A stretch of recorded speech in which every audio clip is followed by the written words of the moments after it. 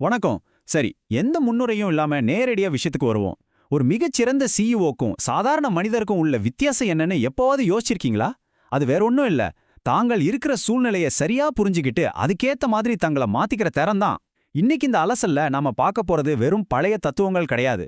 பல ஆயிரம் வருஷமா இருக்கிற நம்ம முன்னோர்களோட கலாச்சார கட்டமைப்புகள் இன்னைக்கு இருக்கிற நவீன தலைவர்களுக்கு ஒரு சுற்றுச்சூழல் உளவியலா என்விரான்மெண்டல் சைக்காலஜியா எப்படி பயன்படுது அப்படிங்கறதான் பார்க்க போறோம்.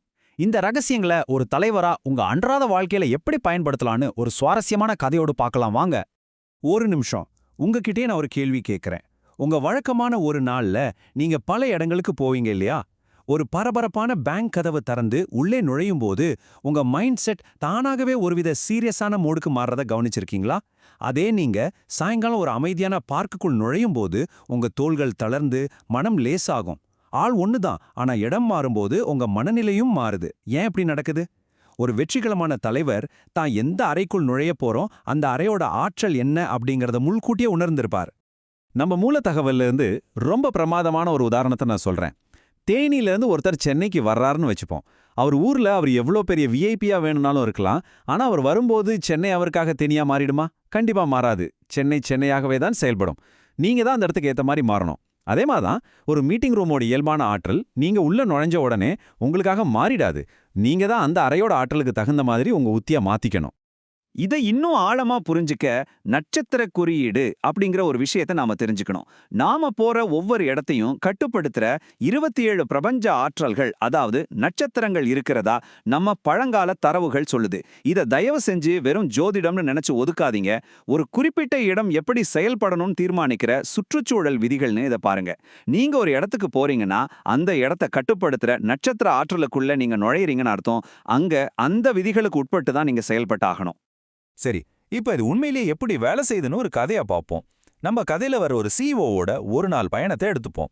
அவர் காலையில தன்னோட வீட்ல இருந்து கிளம்புறாரு. தன்னோட சொந்த கட்டுப்பாட்டுல இருக்கிற ஒரு பாதுகாப்பான இடத்துல இருந்து வெளியே வந்து இப்போ அவர் வெளி உலகத்தோட யதார்த்தமான ஆற்றலுக்குள்ள அடி எடுத்து வைக்கிறார். அவரோட பயணத்தின் முதல் நிறுத்தம் என்னவா இருக்கும்? வண்டியில பெட்ரோல் போட ஒரு பெட்ரோல் பங்குக்கு போறார். நம்ம தரவுகளின்படி பெட்ரோல் பங்க் மாதிரி இடங்களை அவிட்டம் அப்படிங்கிற நட்சத்திர ஆற்றல் தான் கட்டுப்படுத்துது. ஒரு பெட்ரோல் பங்குக்குள்ள நீங்க நுழையிற அந்த நொடியே அவிட்டம் நட்சத்திரத்தோட ஆதிக்கத்துக்குள்ள வந்துடுறீங்க. இது முற்றிலும் ஒரு பரிவர்த்தனை, டிரான்சாக்ஷனல் சார்ந்த இடம். இங்க உணர்ச்சிகளுக்கு வேலையே இல்ல, வேலை மட்டும்தான் நடக்கும். ஒரு நிர்வாகியா உங்க நாளின் முதல் வேலையே இந்த கடுமையான விதிகளுக்கு உட்பட்டு தான் நீங்க ஆரம்பிக்கிறீங்க. வண்டியில பெட்ரோல் போட்டாச்சு, இப்ப பயணம் தொடருது. காலை நேர பயணத்தை முடிச்சிட்டு அவர் இப்ப நாளின் மிக முக்கியமான பிசினஸ் விஷயங்களுக்குள்ள நுழைறார். ஒரு பெரிய பேங்கோட உயர் அதிகாரிகளை பார்க்க போறார், இல்லனா ஒரு பெரிய கல்வி நிறுவனத்தோட போர்ட் மீட்டிங்க்கு போறாருன்னு வச்சுக்கலாம். இந்த இடங்கள் சாதாரணமானவே கிடையாது. பெரிய பெரிய முடிவுகள் எடுக்கப்படுற அதிக அழுத்தம் நிறைந்த இடங்கள் இது. கவனிங்க, வங்கிகள், கல்லூரிகள் மாதிரியான இடங்கள் மூலம் அப்படிங்கிற நட்சத்திரத்தோட கட்டுப்பாட்டுல இருக்கு. மூலம்னா வேர் அல்லது அடித்தளம்னு அர்த்தம். அதாவது இந்த இடங்கள் உங்ககிட்ட இருந்து ஆழமான கவனத்தையும் தெளிவையும் எதிர்பார்க்குது. சும்மா மேலோட்டமா 4 வார்த்தை பேசிட்டு இங்கிருந்து நீங்க தப்பிச்சிட முடியாது. ஒரு பேங்க்லயோ காலேஜ்லயோ நீங்க வெற்றி பெறணும்னா அந்த மூலம் நட்சத்திரத்தோட ஆழமான ஆற்றலோடு உங்க மைண்ட் செட்டை நீங்க டியூன் பண்ணிக்கணும். பேங்க் மீட்டிங் வெற்றிகரமா முடிஞ்சிருச்சு. நம்ம சிஇஓ மதிய உணவுக்காக ஒரு பெரிய ஹோட்டலுக்கு போறாரு. இது ஒரு முக்கியமான நெட்வொர்க்கிங் லஞ்ச். தன்னோட அடுத்த பெரிய கிளையண்ட்டை அங்க சந்திக்கிறாரு. காலையிலேருந்து இருந்த சீரியஸான ஆஃபீஸ் சூழல்ல இருந்து முற்றிலும் வேற ஒரு இடத்துக்கு அவர் இப்போ வந்திருக்காரு. ஹோட்டல் அப்படிங்கிறது உபசரிப்புக்கான இடம். ஆனா இந்த இடத்துக்கு ஒரு மிகப்பெரிய சற்று ஆபத்தான பிரபஞ்ச ஆற்றல் இருக்கு தெரியுமா? ஆமாங்க, நீங்க எந்த ஒரு ஹோட்டலுக்கு போனாலும் அங்க ரோகிணி நட்சத்திரம் தான் ஆதிக்கம் செலுத்தும்.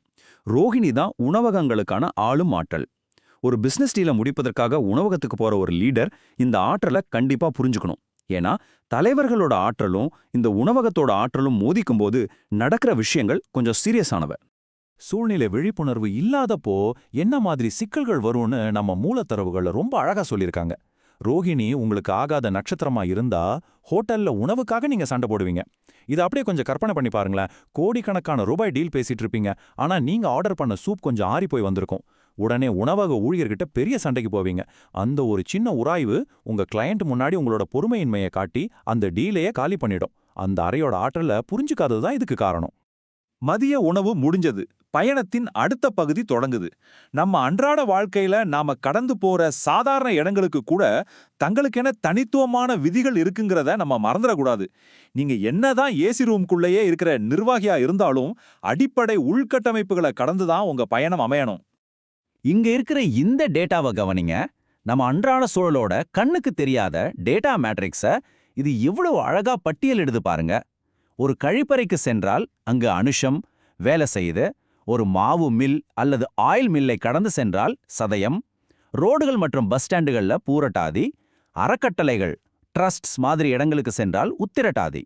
ஒரு பஸ் ஸ்டாண்டோட இரைச்சலான சூழல்ல இருந்து ஒரு அறக்கட்டளையோட சேவை மனப்பான்மை வரைக்கும் ஒவ்வொரு இடத்துலையும் நீங்க தொடர்ந்து உங்களை மாத்திக்கிட்டே இருக்கணும். ஒரு சவாலான நீண்ட நாள் முடிவுக்கு வருது. மீட்டிங், பயணம்னு எல்லாத்தையும் முடிச்சிட்டு நம்ம சிஇஓ இப்போ கொஞ்சம் ரிலாக்ஸ் பண்ண நினைக்கிறாரு. வணிக கட்டிடங்கள், கான்கிரீட் காடுகள்ல இருந்து விலகி அமைதியான ஒரு இடத்தை தேடி போறாரு. இது அந்த நாளோட இறுதி பகுதி.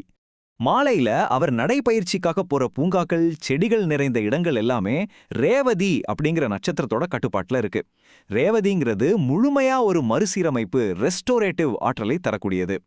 காலையில அவிட்டம்ல ஆரம்பிச்சு மதியம் ரோஹிணி வழியா பயணிச்சு இப்போ ரேவதியில அவரோட நாள் நிறைவடையுது.